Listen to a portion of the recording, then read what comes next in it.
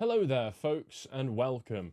You know how a good few years ago at this point, there was that big controversy around the people wearing like an American Indian outfit where people were outraged saying, my culture, my heritage is not your Halloween costume. Well, I think I'm going to say something in that spirit and say that my heritage is not your skin suit. Why am I saying this, you may ask? Well, it's in response to a controversy that has erupted yet again on the question of the English ethnicity and whether people who are of foreign extraction, foreign heritage, can consider themselves to be English. Now, I fall heavily on the side of no, because English is not some skin suit that you can don tactically for the sake of civic or political purposes. English is a fixed ethnicity, the same way that Japanese is, the same way that the various Indian ethnicities are, the same way that Nigerians and the different ethnicities within Nigeria are all distinct ethnicities, and you can't just move there. I can't just move to China and say that I'm a Han Chinese now, nor can I have a child with another English woman whilst in China and say that that child is Han Chinese. Even if they speak Chinese, even if they adopt all of the cultural practices, they will still be different. And to define what an Englishman is, I would say that English is a descendant of the Anglo-Saxons, which is a mixture of the Angles, the Saxons, the Jutes, along with a hefty influx of Celtic admixture from the Britons that were here before we arrived. And typically, if you are English, you have a Germanic Anglo-Saxon name, or possibly a Celtic name. And I think that's pretty simple to sum up. You can have some admixture from other parts of Europe, but primarily you need to be English. And if you're Celtic, then you're probably, Irish, Scottish, Welsh, and that's all part of Great Britain. But it seems that lots of foreigners, for the sake of tactical reasoning, I can only assume, like to adopt the notion that they are English, which is only for the sake of the fact that there are a lot of people who don't like the fact that the demographics are changing in this country, and these people want to counter that by saying, well, I'm just as English as you are. And that was started initially by this post from a woman called Bushra Shaikh. Again, not an Anglo-Saxon name, not a Germanic name, not a Celtic name, a Arab, Middle Eastern name, I assume. Says, today I've decided to return to calling myself English because I am. To return to. So you can call yourself other things, presumably based on the actual heritage of your ancestors. That's interesting. Born in England makes me English. Born in a stable makes me a horse. That is the logic that we're encountering here. To this, I will just say no.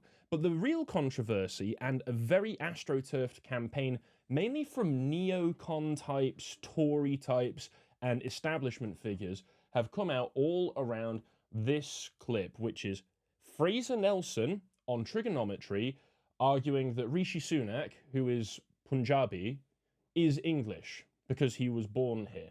And let's go into that. No, he isn't. It's as simple as that. No, he isn't. But let's examine the arguments that are being presented in favour of it. Well, we have people saying, like Harry Gillow here, it's absolutely mad to suggest that Rishi Sunak isn't as English and British as anyone else. Well, I mean, as anyone else, I mean, if he's as British as people on the other side of the planet, I would say, yeah, because he's not British, or at least he's not English. You can say that he holds British nationality because he holds British citizenship. He's got a passport. That doesn't change his ancestry. Someone who goes from head boy at Winchester to PM is hardly an outsider to the UK. Narrow ethno-religious definitions of Englishness are historically illiterate and distasteful. I think that seems to be very historically illiterate, if you ask me, and it's distasteful to throw away your own heritage and your own ancestry for the sake of scoring political brownie points. I don't think prior to the Second World War, really, you would have many people suggesting that people not of Anglo-Saxon ancestry were English. But we'll get on to the idea that he's an outsider to the UK by the end of this. What other arguments are being presented? Dan Hodges, a master of logic and communication. He's English. That's it. That's where the debate begins and ends. No. No. Aaron Bastani, who can be good on some things, but is very bad on most things, says, I was at school in the 90s with other boys of non-white British heritage. some with Iranian parents, Iraqi, Jamaican, Russian, Grenadian, Guyana. If you were born here, you had an English accent, there wasn't any debate about whether you were English 25 years ago. Well, clearly you were born into you were at school in a very, very diverse area, and you are also of mixed heritage, so you're going to have a vested interest in saying that English is anything that I say it is. And the fact that it's 25 years ago, perhaps it's just that we weren't saturated with the same level of diversity now, so the question has become much more pertinent as it's become clearer and clearer that multiculturalism doesn't work, and integration, by and large, is an absolute failure. Let's carry on. Dan Hodges again. I think we've reached the point where people feel it's okay to publicly declare Rishi Sunak as an English because of the colour of his skin. We all need to pause and reflect. A debate about cultures is fine. This isn't fine. But this, again, is a fixed definition. English, Anglo-Saxon heritage, ancestry, your direct forefathers being from a particular tribe that has developed over the course of over 1,500 years almost at this point. So the colour of his skin, that's always a misnomer. Whenever people bring up colour of the skin, they just want to drag the conversation and the debate down. Because, in fact, Englishmen come in quite a few different shades, and they can go quite dark. My own father has what's described as a swarthy skin tone, and has himself been mistaken for an Indian after he's gone into to Spain or something and got a suntan. This does not make him Indian, just because the colour of his skin has changed. What makes him English is, again, his ancestry. It's as simple as that. People just saying that it's a fact that he's English, again, there's no argument being presented here. It's simply just a pylon of people trying to say, nuh-uh, nuh-uh, and that's about as far as they can go in the argument. There is no logical argument. There's no definition of English being presented here other than born in England, speaks English. It's a pathetic line of argument. Tom goes to the classic response here by just calling you racist, name calling, don't care. I don't care what names you want to call me. It won't make your point any less inaccurate. To emphasize the point here, here is a picture of Rudyard Kipling, very famous poet of the Empire who wrote things like The White Man's Burden and The Jungle Book, who was in fact born in India and therefore obviously must be ethnically Gujarati. I mean, he adopted a lot of and respected a lot of Indian practices, so therefore this man is Indian. And Jared Taylor is Japanese. And again, if I was born in Hong Kong, that would make me Chinese as well, I suppose. The argument is completely false. It's patronizing. It's patronizing, and again, it's insulting to me as a person of English heritage who is English. I've even taken a DNA test. It's amazing that something that doesn't exist and can be just defined as anything is actually so ingrained into you that you can spit into a tube, have it tested, and it can tell you how English you are. 89% for the record. The rest of it is from Europe. Eric Hoffman says the point here, which is Rishi Sunak is of English nationality, but not of English ethnicity. I would broaden that out to say he's of British nationality because the passport is for Great Britain. But I get the point that he is saying here, but ethnicity is different from nationality, of course. And then you get this one. I don't think I've ever seen a politician looking more English than this, to be quite honest.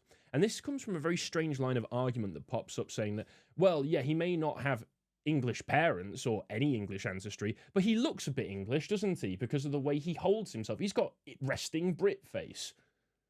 No, he doesn't. What's the argument being made here? Is that, okay, he's combed his hair, great start. He's in the rain, he's soggy, and he looks sad and pathetic. So the argument being made here is that the English naturally just look soggy and pathetic.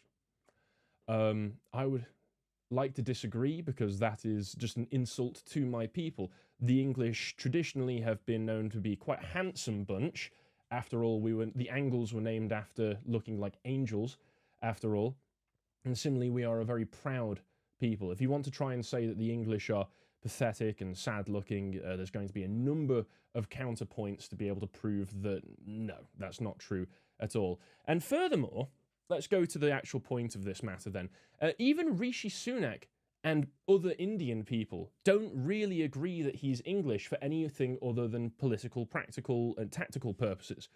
Because you can see here Parveen Akhtar back in 2022 celebrating that Rishi Sunak has become the UK's first Prime Minister of Indian descent because it's different. Because your ancestry and your ethnicity will often determine your mindset, your culture, and the kind of actions and preferences that you take. And it's very interesting, as we point out here, he says, Sunak was born into the southern English port city of Southampton in 1980. His father, Yashvir, was a family doctor, and his mother, Usha, a pharmacist. They were born and brought up in present-day Kenya and Tanzania, respectively. Okay, so does that make his dad Kenyan and his mum Tanzanian? If so, does that make him mixed Kenyan and Tanzanian by ancestry, by heritage? No. No, they're both Indian. So he's Indian. It doesn't matter where you're born. If I'm born in an airplane hangar, does that make me a glider? No. No, of course it doesn't. It's a ridiculous argument to be made. Here he is celebrating Diwali back in 2023. Not something that Englishmen do because typically Hinduism is not a religion that the English subscribe to. It's a foreign religion. So those trying to say that he's not an outsider, well, he has outside cultural practices that he was very proud of. And you know what? If he's sticking to his own heritage, good for him. Be proud of your heritage, but I don't like the neocons and the Tory lights trying to say that he's English when he's not. And he wouldn't even say so that he is as well. And when it comes to the point of how it affects his actual preferences and the things that he did in office, well, is it a coincidence that at the time he was Prime Minister, he made a deal with Prime Minister Modi of India to get thousands of visas from India, to get lots of Indians into the country? Does that show any kind of preference that perhaps an ethnic Englishman might not have?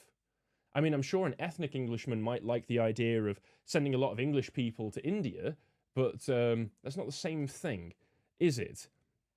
Similarly, he's made statements in the past talking about how he is very, very proud of his Indian heritage. He says, hugely proud of my Indian roots right before he went to India.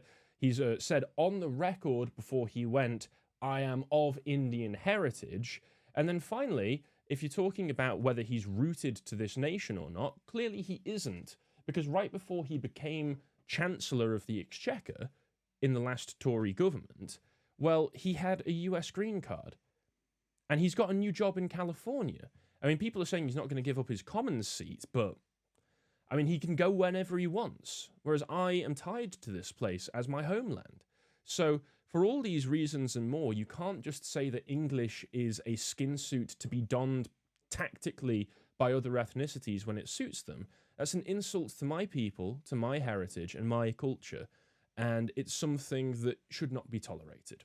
I hope I've made my argument well, and I hope you understand me. So, thank you for watching.